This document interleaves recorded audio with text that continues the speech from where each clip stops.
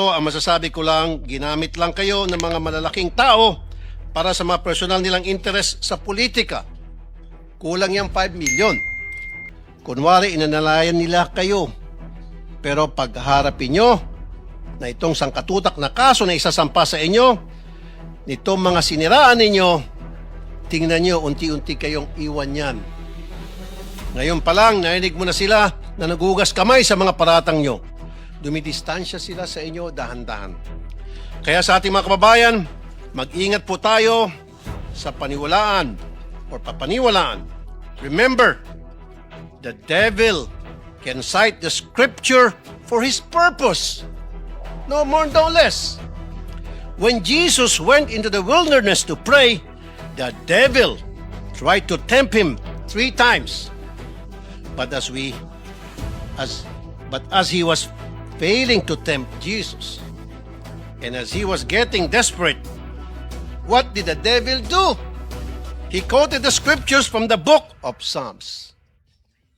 Huwag po tayo magpapadala sa mga mabubulaklak na mga pananalita dahil lang siya ay nagbabasa ng Biblia.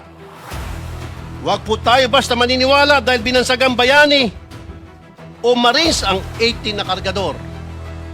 Buksan po natin ang ating mga mata, tenga at utak. Huwag po tayo magpapadala sa mga live selling nila. Tingnan niyo po kung sino ang nagbebenta. Kasi kung may history yan ng pagbubudol at di tayo maingat, tayo na po ang susunod na biktima nila. And before I end, I would like to remind my colleagues here in the Senate to please be very careful in calling out some people as bayani, putting them on a pedestal dahil hindi naman talaga totoo.